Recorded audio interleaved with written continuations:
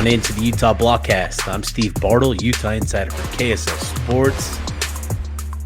Doing our Thursday episode. Bennett, how you doing, brother? I'm good. I'm good now that we're most of the way through the week, past hump day. It's always a long week when you lose a game. So just excited to get out to Morgantown and watch this team bounce back. Yeah, I think this is a big game. And so with this, before we dive into everything with this episode, so this is going to be in place of our live episode. I'm going to be traveling Thursday night when we've landed on doing our live episodes. So this is in place of that. So this is going to be a bit of our game preview type of episode. And we'll run through the matchup between Utah and West Virginia. But no live. This is in place of the live. We're still going to do a space, which Bennett is going to run the point on, as he always does. So still be looking for that. But I'll be in the air throughout the night and hopefully landing in time to catch the tail end of the space. So looking forward to that. But yeah, this is going to be our Thursday episode. So again, with this matchup, week 5, Utah versus West Virginia, a first for Utah, making the trip out to Morgantown. This is a game that I think a lot of Utah fans are going to be traveling to, and there's going to be a ton of interest, a lot of Utah fans making the trip out there, and certainly a lot of intrigue around this matchup, with this being the first contest between each program since 2017 and only the third overall, and again, the first trip to Morgantown. So, we're both going to be out there. So Ben, I'd be curious, man, just what are you looking forward to most getting out to Morgantown? What are one of the top, college towns in the country? Yeah, Morgantown's always been a bucket list stadium for me. Never thought that I'd get to watch our Utah Utes play in that, but it should be good. I know that West Virginia is coming off a pretty good beatdown. But I mean, it's still Morgantown. It's still West Virginia. This is the main event in their state. Looking forward to them singing Country Roads in the beginning. Before every game, they sing it. They only sing it after the game if they win. So I'm hoping to only hear it once.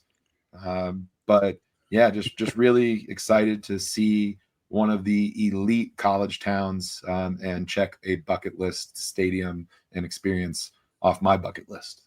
Yeah, this is a big one, and not just because it's the first time Utah is traveling out to Morgantown. Obviously, for both programs, started Big 12 conference play last week, unfortunately with a loss. Utah obviously losing to Texas Tech at home, 34-10. Meanwhile, West Virginia took the loss to Kansas 41-10. And so this is going to be an important one for both programs looking to get into the win column in conference play. This is certainly an opportunity for Utah when you look at the injury report and how West Virginia has unfortunately been kind of bitten by the injury bug. This is certainly an opportunity for Utah to get right in many ways. With a game against a program that is going to be competitive and is going to be tough. It's not going to be easy. Utah can't just walk into Morgantown and expect to win, but this is the sort of game that, can help you get right in many ways in terms of getting back to a level of execution, staying healthy, getting into the bye week. And so that's going to be important for Utah going into this one, is getting back to building some confidence going into the bye week after an unfortunate, contest last week where you didn't play up to your best. This is the sort of game that can help you kind of find some answers and fine tune some things going into the bye week. Yeah, and it's an important one. As you go into the bye week, Utah has to feel good, right? It can't be a situation where Utah's sitting on this for a couple weeks and you can't get beat by Texas Tech twice. It's a leave no doubt opportunity for Utah to go out there and get right, as you've said. That'll go a long ways for the team heading into the bye week. It'll go a long way for the fan base heading into the bye week, and gives you a chance to come out of the bye week against a tough opponent in Arizona State with a little bit of buzz and a little bit of excitement, a little bit of confidence. So big game for Utah on Saturday. Yeah, so big one, and we're gonna break it all down. We're gonna run through some of the matchups, some of the storylines, and all that. But to start this one, we actually want to start with a little Q&A. We got some questions from some of the blockheads, and so excited to hit those. So let's run through a quick Q&A before we dive into the meat and potatoes of the episode. Yeah, first questions from Babushka. Upon review, do you think Saturday was more caused by bad execution or bad game planning, offensively speaking? I think the primary issue for Utah against Texas Tech on Saturday was poor execution. I think that was an issue across the board, across a handful of positions. I think a number of groups just didn't play up to the level that they needed to, and and that's not to excuse the play calling or the game plan. There's certainly some things that I'm sure Beck would adjust and try to incorporate a little bit more, right? But I do think it was still a game plan that uh, would have worked had Utah executed, had they avoided, some of the mistakes that they had, particularly in that first half. Going back that first half in particular, it just felt like Utah was starting to find a rhythm, and then boom, a fumble, right? And then again, they get the ball back. The Teo Johnson interception, you get a couple plays, you start moving the ball, and then boom, another fumble. And it just felt like Utah was getting in their own way of establishing a rhythm and sort of grabbing hold of the momentum. So I think again, and it's not to boil it down to the turnovers and the penalty, like we've talked about quite a bit already. There's plenty of other instances where execution wasn't what it needed to be, but those plays speak to the issue the most, and I think that is kind of where I fall on it. I would say probably 75-25 in terms of what could have made the difference for Utah: better execution versus better game planning. I think execution was the big thing for Utah. Yeah, and I don't need to take too long because I feel like you answered that mostly spot on as far as how I would. There's stuff that you can say about some of the game plan, but overall the opportunities were there. The execution in some crucial moments, it was not there. You look at the fumbles, you look at the interceptions, you look at the penalties, you look at the blocks that were missed on the outside. It felt like an execution thing. It felt like the opportunities were there for Utah to capitalize, but the execution again just wasn't there. Yeah, I agree. All right, next question. I'll ask this one. This one from Hypno Ute. What is the Rubicon for the season? What benchmark will dictate a failed season or a successful season? Yeah, I feel like coming into the season, the bar for Utah was to get to Arlington, and in a lot of ways still is. That's the product of the recent success Utah has seen. When you get to the Pac-12 championship over and over again, it starts to become the norm and the expectation. So it's totally fair for that to still be a benchmark. Would I consider it a failed season if Utah didn't get to Arlington?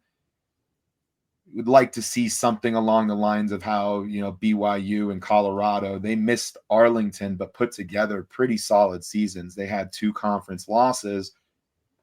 So did the teams that actually played in Arlington. So if Utah is to miss Arlington, I'd need to see it be like that to not feel totally let down.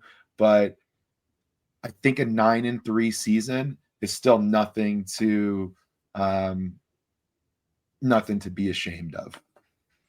Yeah, I agree with you. Like I said all off season, right? My prediction for this season was an 8-4, 9-3 type of year. And if you get the plays, if you get progress from certain individuals, plays made by individuals, certain bounces going your way, that can get you to 10, 11 wins. And so this is kind of where I'm still at with this team. We didn't get those plays. We had some bounces against Texas Tech, or Utah had some bounces, but also had a number of bounces go the opposite way. And so, yeah, I'm with you there. I think 9-3 is kind of the bar in terms of that Rubicon, right? And so I think that's the mark. I'm with you there. Yeah, we got one from West G.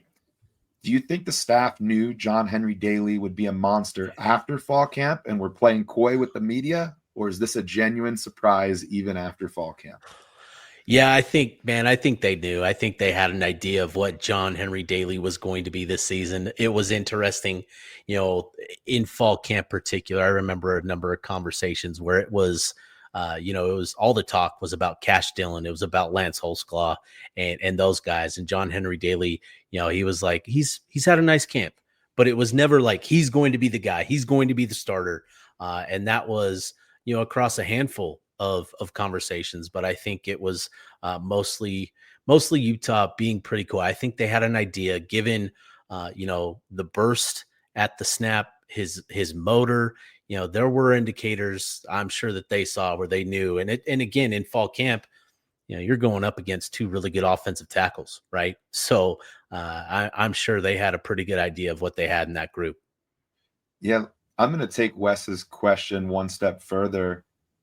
How about Jackson Benny? Think Ooh, I I look at those think. two as the biggest surprises. What are your thoughts on Jackson Benny? Yeah, I mean, the conversation started with Benny back in spring ball, right? Like, unfortunately now Rabbit Evans is injured, but beyond Rabbit, a lot of the talk on that defense side of the ball was around Jackson Benny and sort of his emergence in that defensive secondary. So I think Utah felt optimistic, and there's still a lot of things that Benny needs to improve on, right? He needs to tighten up, on the play to play, down to down type of coverage stuff.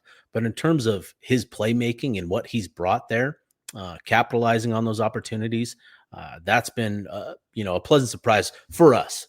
Probably not so much for the coaches, but for us certainly. Okay. Next question. Big Weeze 77. Do you anticipate Utah will utilize more design throws outside the pocket for Dampier? I know that I would. I know that I would try to get Dampier out of the pocket on the move, right? In some of those rollouts and sprint outs and that sort of thing. That was an element of Beck's offense last year, was getting him out into those designed mobile pockets, right? Having an escort out there with him and that type of thing, because it also becomes the sort of thing where if nothing's there, he's got a lead blocker out in front of him and he can use his legs. So I anticipate that being something that we see. I don't know how soon or if we'll see it for certain. I don't know, but I anticipate that being something that we see at some point this season. Yeah, and this is something we touched on in the space on Monday night. Said we like to see more of that. He just feels a lot more comfortable when he's moving around. He doesn't like standing still. You can watch pretty much every one of his dropbacks, and he likes to move around. You think of the play that I think of is he starts to take off like he's going to run, and then that pulls in a guy that's right there covering Bentley's space, and that opened the big play for the touchdown drive for Utah. So we'd like to see some of that too, like act like he's going to take off and then quick dump Yep. and see what can happen there. So That is another thing that was pretty prominent in Beck's offense last year with Dampier, was sort of that, designed QB run RPO type look where he gives that little power fake, right?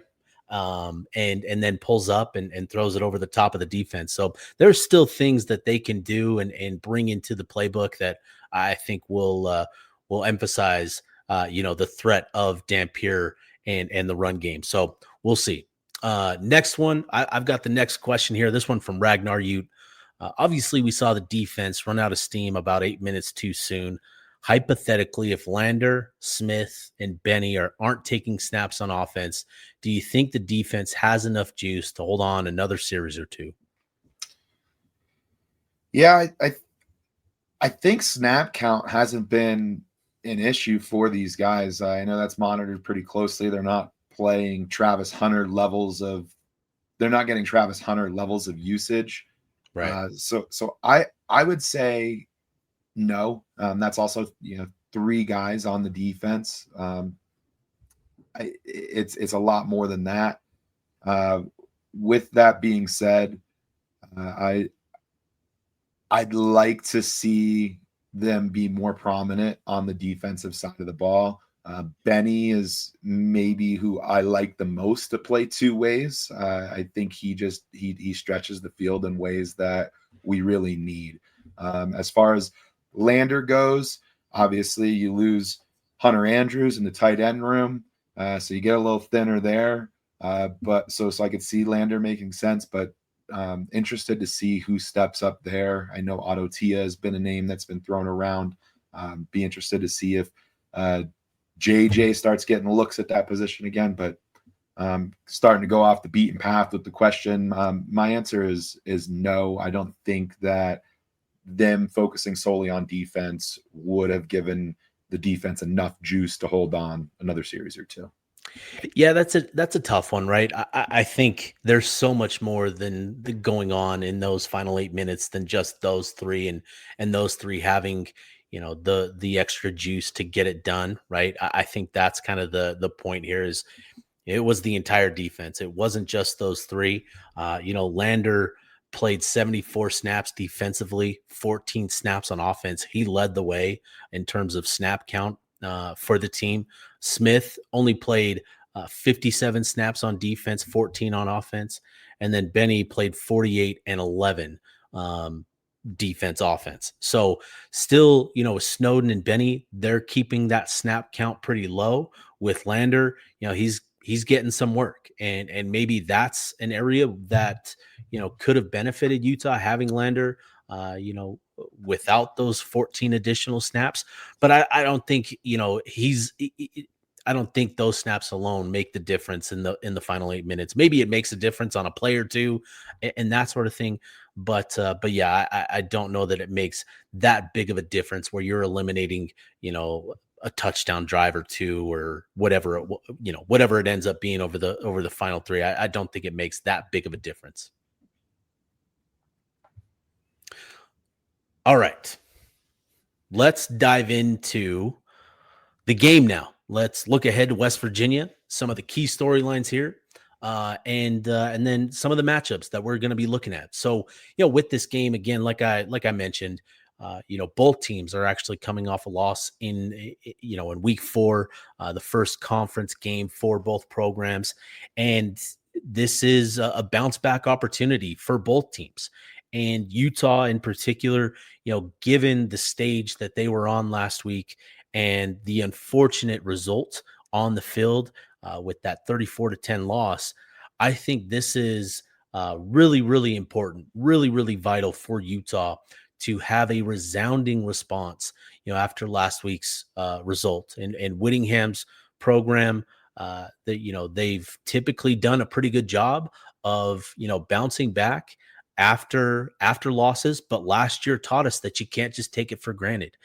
Right. So this is a game that Utah can't just walk into Morgantown, even with the injury list that the Mountaineers are currently dealing with.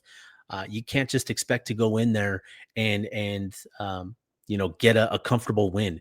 Utah has to go into that stadium, into Morgantown, and put their best foot forward. And I think that's going to be the key. I want to see a quick start. I want to see a strong response in terms of the execution for Utah and how clean they are. I think that's going to be a key storyline going into this game, is what sort of response do we see from Utah and even West Virginia on the other side of the ball.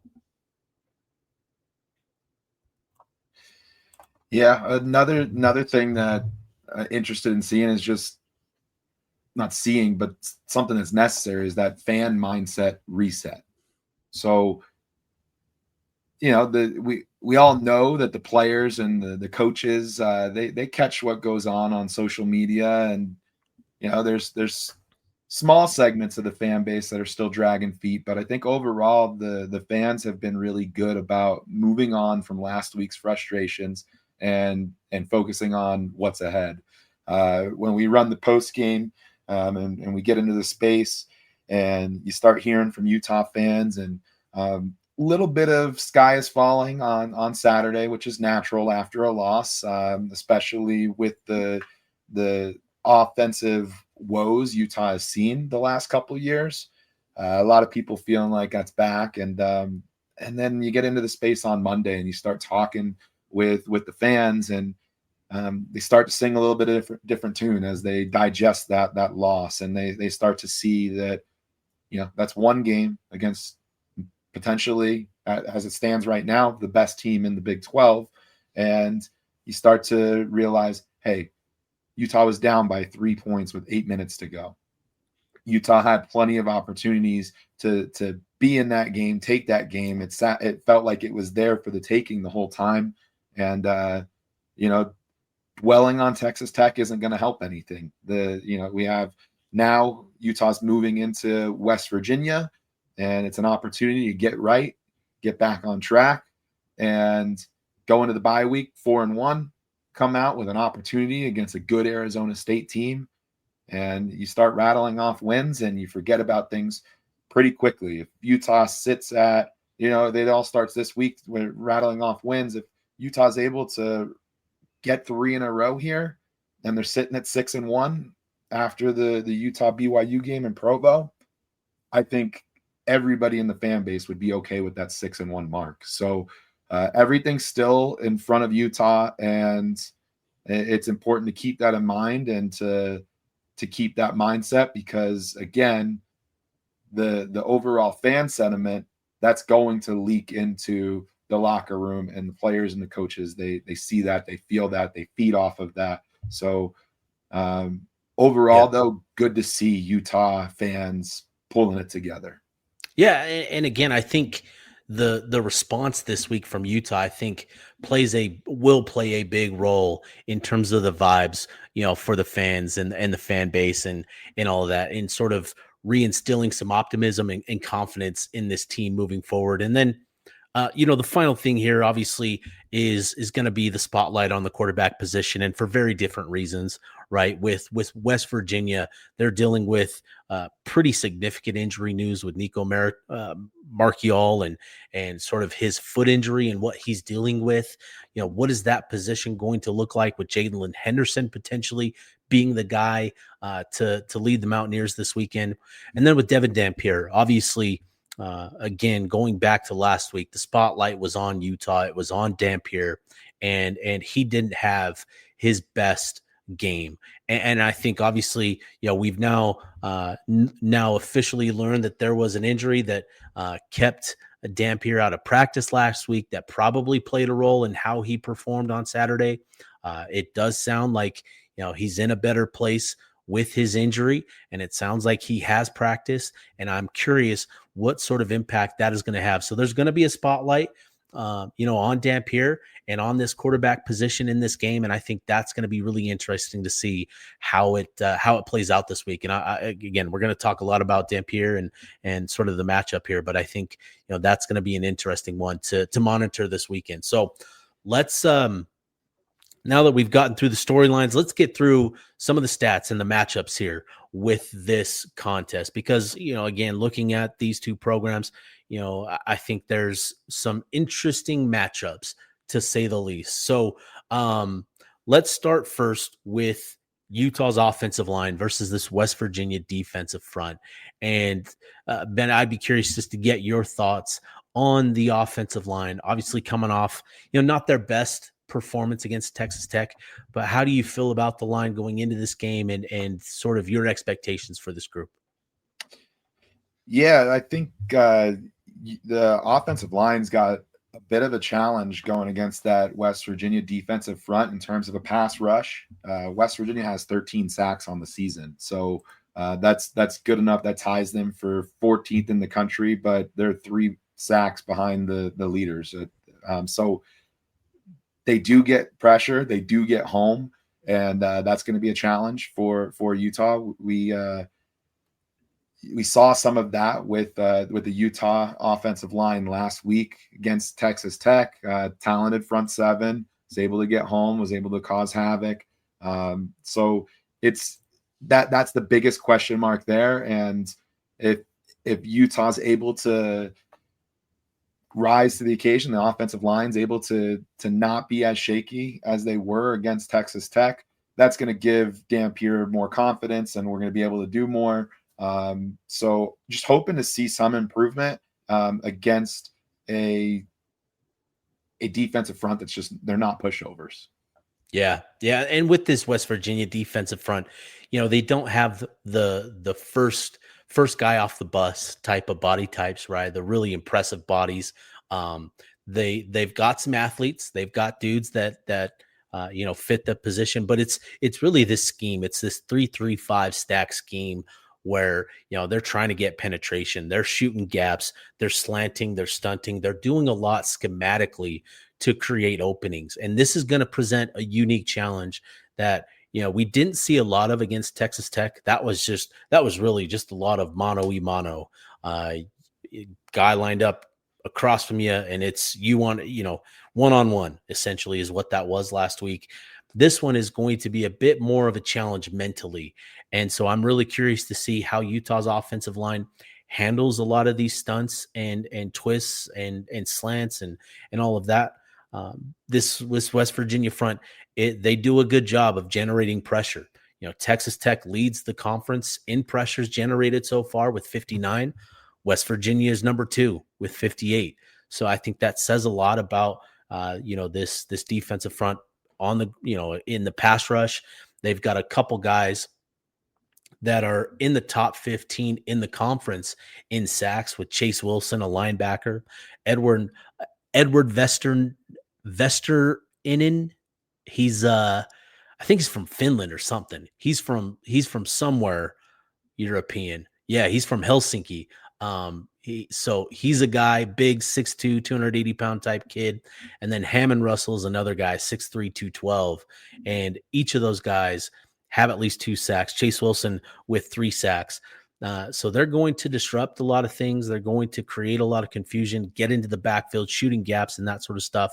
And that's going to present, an interesting challenge for this group. But I think this is a group where Utah, as long as they come sharp and ready to go, this is a group that Utah can sort of establish their ground game against.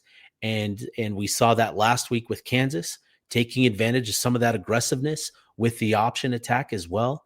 And I think that is sort of the formula. But I am curious to see how this group holds up, in pass protection, because this is going to be kind of a unique challenge schematically. Yeah, the pass pro is the question mark. The run blocking, that should be there for Utah. You already touched on that. Kansas ran for 242 yards on them. Yep. Was able to push some bodies around. Would love to see Utah be able to get back to some of that, and be able to get the bread and butter that they've had through the first 3 games. Get back on track with that. Yeah, absolutely. So I think that's a good point there. Let's get to the next matchup. And I think this is going to be a key one for Utah's, is the Utah wide receivers versus this West Virginia secondary. And Bennett, I'd be curious just to get your thoughts on, Ryan Davis and this supporting cast around him in that wide receiver room. Yeah, Ryan Davis has been a stud. He's been very reliable. Obviously leads the way as far as receiving goes for Utah. Need to see some more people step up in that wide receiver room. I think Tobias Merriweather has had some opportunities. He's started to help stretch the field. He's getting some of that separation and finding himself open. need to give. I'd love to see him get more chances. Maybe throw some of those jump balls his way and let him find a groove. This Yeah. would be a game that I'd love to see him find some of that, and then we'll see where else guys step up, because you need more than two dudes in that wide receiver room. I do think that we'll continue to see a healthy dose of Dallin Bentley. I would like to see more Dallin Bentley. Um, but yeah, I mean that's still a room that very much has some question marks uh, for Utah, and it'll be interesting to see who else gets involved and who's able to step up and help Dampier and the offense out. Yeah, with and on the other side of the ball is this West Virginia secondary, and with the Mountaineers, they've actually done a really good job of taking the ball away. They have 6 takeaways so far through 4 games, and it's largely due to this defensive secondary and what they're doing. In coverage, they've got, I believe it's 4 interceptions so far this season, and are just doing a good job of sort of, uglying things up in coverage with this group. And yeah, they've got four interceptions. Darian Lewis, the safety, has 2. And then a couple linebackers, Chase Wilson and Ben Cutler, each have 1 as well. So, this is going to be an interesting one in terms of, what we see in coverage for Utah. Again, it looks like West Virginia is going to concede a lot in, on the ground, and that's going to be where Utah needs to emphasize things.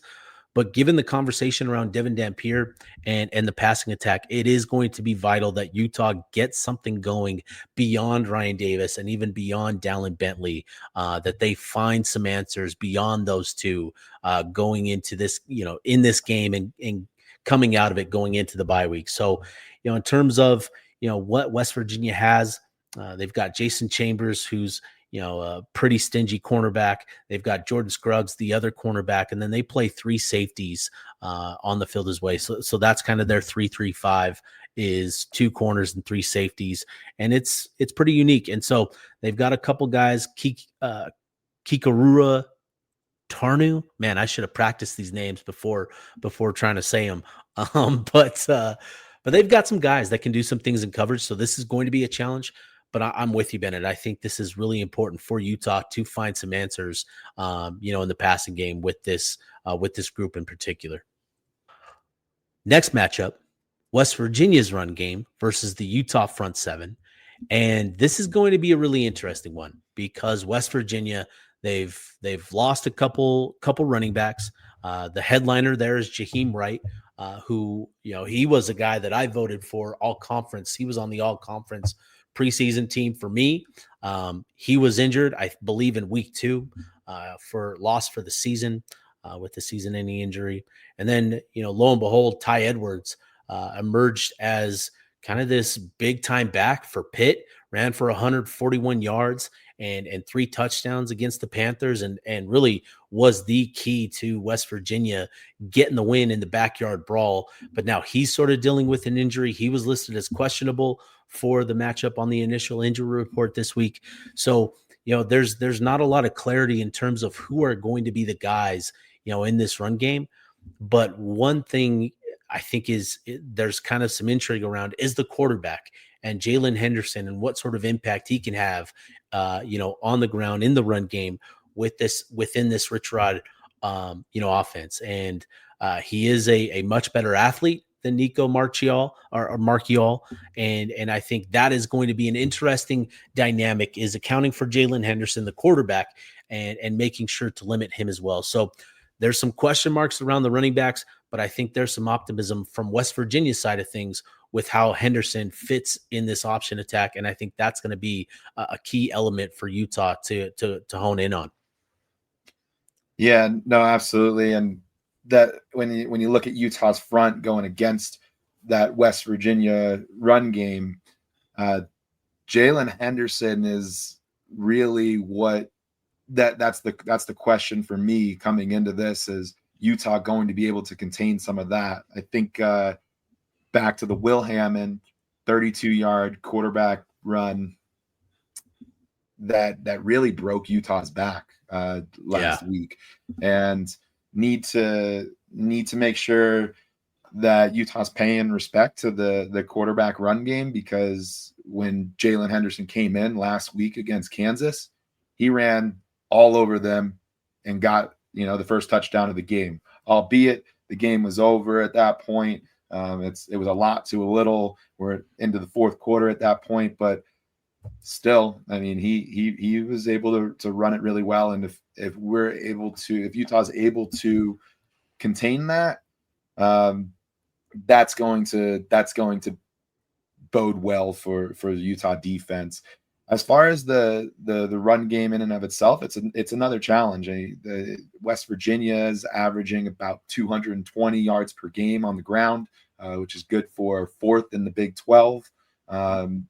They've got a strong run game that does play into Utah's defense's strength, but a nice little test just to give us one of those "Are we who we thought we are" moments.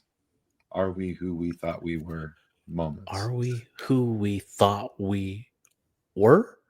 Yeah, yeah, yeah, yeah, yeah. That sounds good. Yeah, yeah.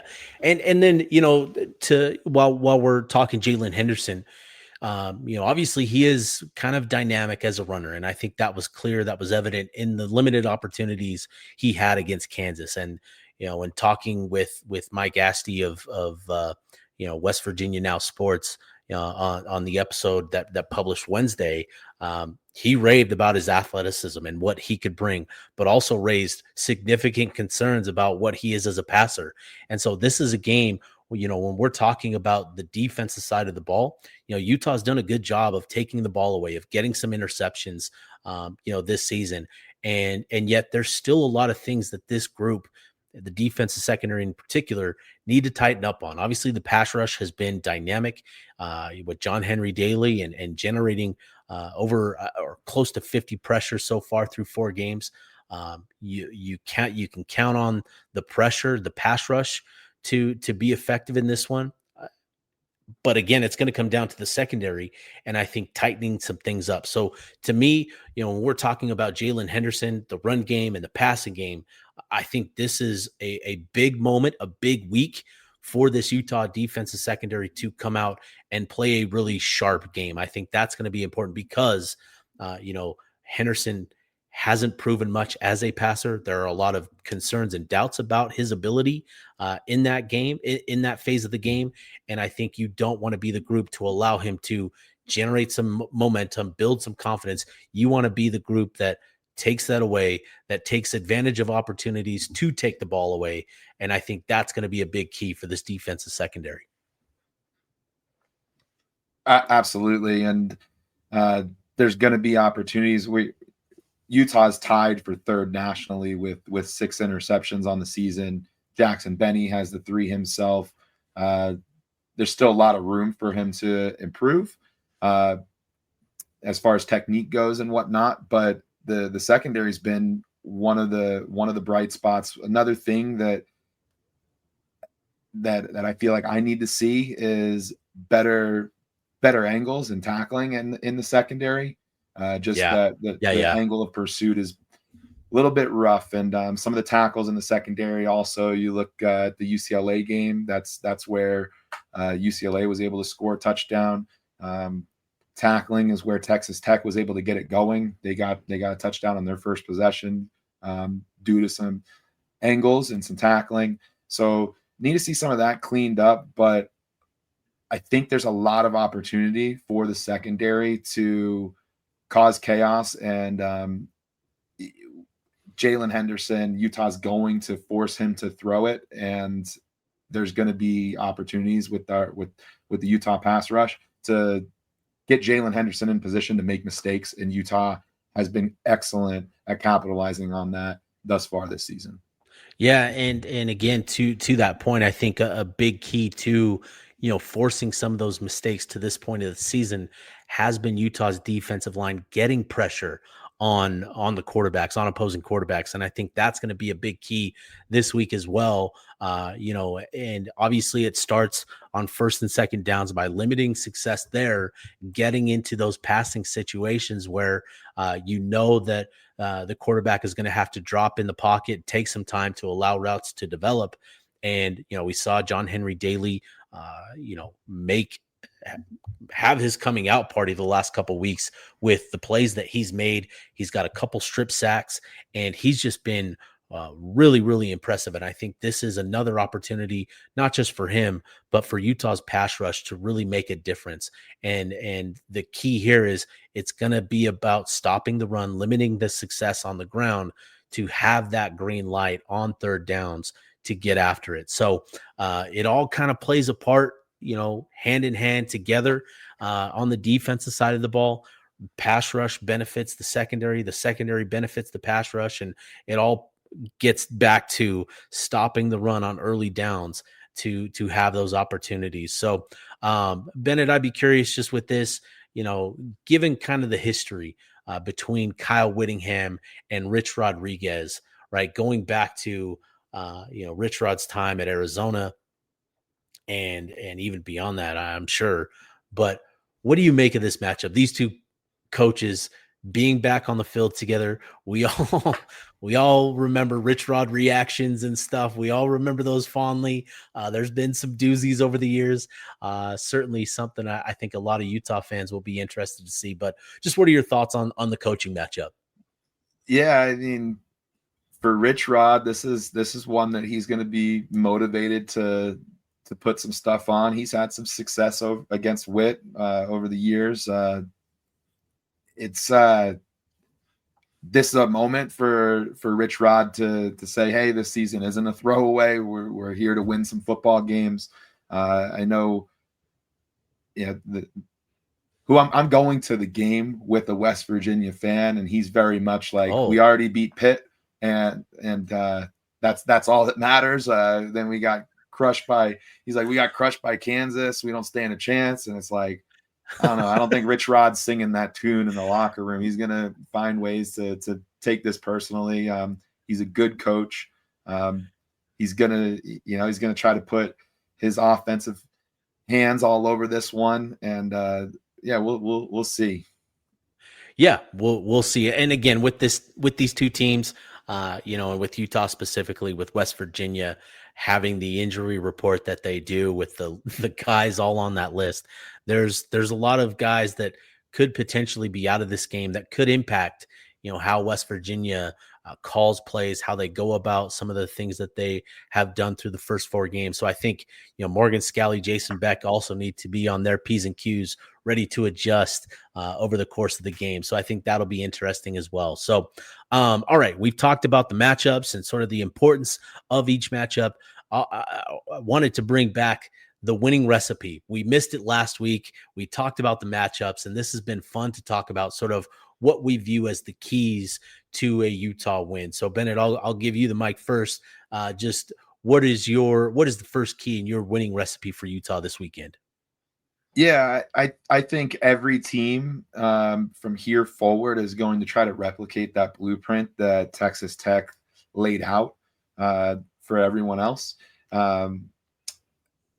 That's you make Dampier throw the ball, and you might find success against Utah. That's what the thought is right now. Part of respecting the throw game is need to see Utah stretch the field vertically more often and not just horizontally. I think we do a good job of creating space on the outside, but that's a lot of air yards to get the ball to the outside. It feels like Utah is working really hard to get 4 or 5 yard gains. So when we look at our season average, for Utah's season average is 6.2 yards per pass attempt, 6.2 yards per pass attempt. That's 15th in the Big 12 and 107th in the country. So not great. Against Texas Tech. It took even a step further back. It was 4.2 yards. I'd like to see Utah stretch it a little more vertically and get to that 8 8 yards per pass attempt. Not asking for too much. That's about middle of the pack in the Big 12. Yeah. And if Utah's able to do that, then you start to get some respect to the throw game, and you can't commit and sell out on the run. And I think that's where Utah's able to do more of what they want, have a nice balanced attack. So would like to see the field get stretched more vertically and more often. My second point is better, and I already touched on this, is better tackling and pursuit angles. Again, Texas Tech, they opened it up because of bad angles, bad tackling. UCLA, their only touchdown of the game, bad angles, bad tackling. And we saw in some other moments that weren't necessarily touchdowns, but Utah got torched on yards after contact and yards after catch against Texas Tech specifically. Yeah. So need to see that improve. And then my final point is just want to see Utah come out pissed off and play like they just got punched in the mouth. Want to see them play physical and angry, and want them to take that out on West Virginia, because that's how you go on the road and win a football game. Yeah, I think that's a great point. And so for me, my winning recipe this weekend is pretty similar. I think it's important for Devin Dampier to get settled into this game, early and initially, right from the jump, get him settled in, get him comfortable. I want to see him executing at a much higher level from the jump, just to kind of piggyback off of, your point about coming out pissed off. I think Devin Dampier needs to find an early rhythm. And there are things that Utah can do beyond the screen game. I think I want to see some things in the passing game beyond, stretching defenses out horizontally behind the line of scrimmage. Start attacking the short and intermediate parts of the field, more often. Right. We talk so much about the vertical passing game and stretching the field. And I do think that's important. But another element is simply throwing the ball down the field, 5-10 yards a pop as well. Doing that more often will generate more YPA. And I think that is something that I'm interested to see. So I think my first big key in the winning recipe is getting Devin Dampier settled early, getting him into a rhythm, and establishing a passing game, a downfield passing game that gets these guys downfield. And I also want to see some yak. I want to see these guys get opportunities after the catch and creating yards after the catch. So that's something that I'm going to be paying close attention to.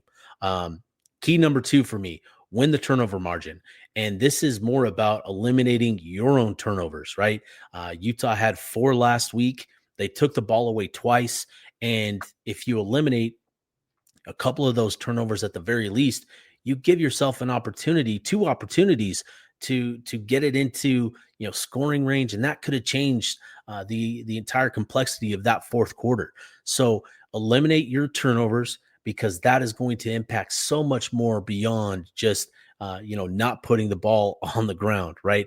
And with what West Virginia is dealing with sort of the player availability, who's going to be playing in this game, who's not, I think the Utah defense, as long as they come, as you said, pissed off, ready to go, ready to punch some people in the mouth, this defense has shown week in, week out that they'll come to play. And I think this defense has a great matchup, and I trust them to continue to make plays.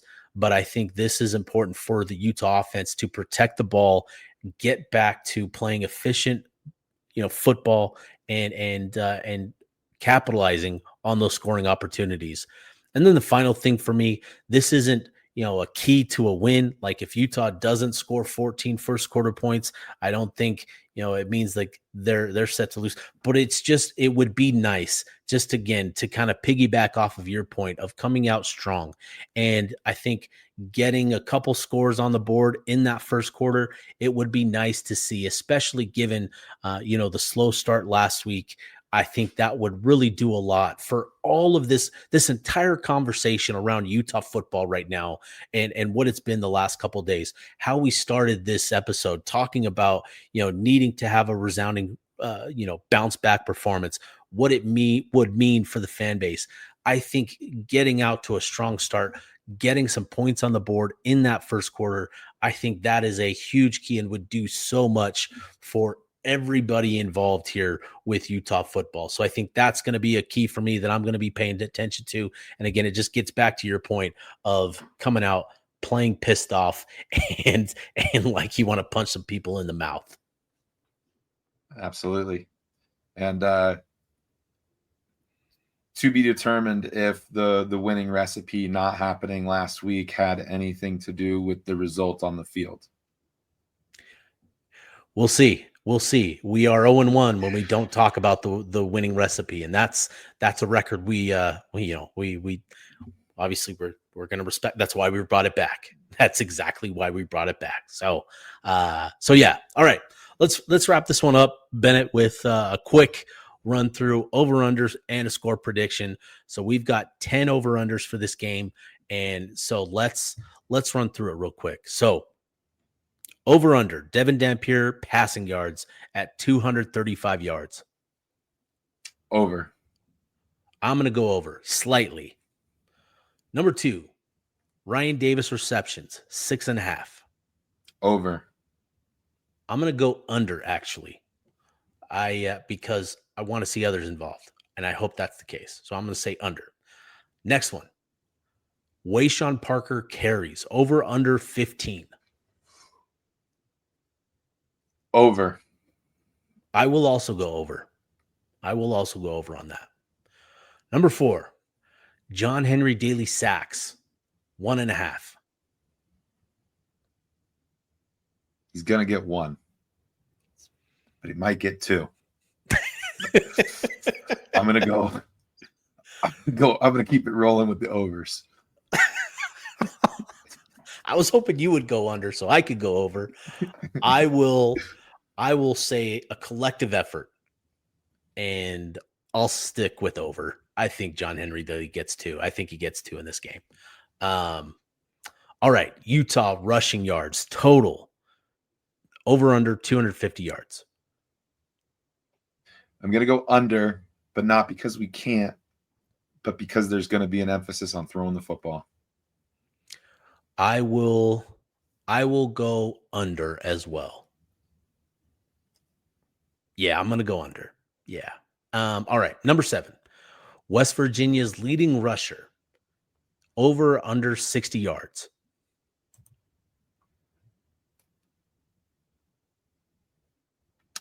I'm going to go over. I'm going to go under, but I think there will be multiple players with 40, 50 yards. Jalen Henderson for West Virginia, quarterback, over under 175 yards passing. Going to go under. I'm going to go over. Next one, combined Utah sacks, 3.5. For as good as they are at sacking opposing quarterbacks, they're equally as bad at protecting their own, like worst in the conference. I'm going to go over 3.5 sacks. I will also go over. And then total points in this game, 48.5. You going over or under?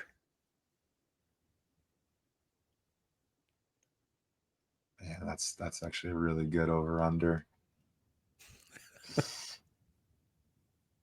I'm going to go over. You're going over. All right. What's your score prediction? 31-20 Utah. Ooh, 31-20. Okay. I'm going to go over as well. And I'm going to say 38-14 is what I see this game being. I like it. I like anytime somebody's got something more optimistic than me. 31-20 with a garbage time touchdown, so we're clear. And I could see that too. I think Jalen Henderson's going to go over 175 because I think there is going to be some garbage time. But I think, again, this is all going to be about Utah coming out with that sort of mentality that they need to. I think that's going to be the key to getting to not only getting to the win, but especially getting to this sort of margin of victory. So all of that, I think we all kind of understand where this team is at, what we want to see, and I think we all hope to see it this weekend. Absolutely. Bounce back opportunity. All right, man. Any final thoughts before we put a bow in this one? For those traveling out to West Virginia, safe travels. Hope to see some of y'all in Morgantown. Can't wait to watch how this team reacts. Yeah, not much more. I'm almost done talking about it at this point. This close. This close. Yeah. Yeah, should be a good game. Should be a good turnout for Utah fans. It sounds like there's going to be a good number of Utah fans making the trip to Morgantown. So, hopefully I'm trying to put something together, perhaps maybe a little get together Friday night. Maybe we do it Saturday. I don't know, but we'll try to figure that out between now and then. So again, appreciate everybody that's tuned into the Utah Blockcast this season. It's been great. It's been a lot of fun meeting everybody, and we'll be back at it soon with this dropping this episode, doing the space, and then probably post game stuff Saturday will be the next time that you hear from us. So appreciate everybody, and we'll chat soon.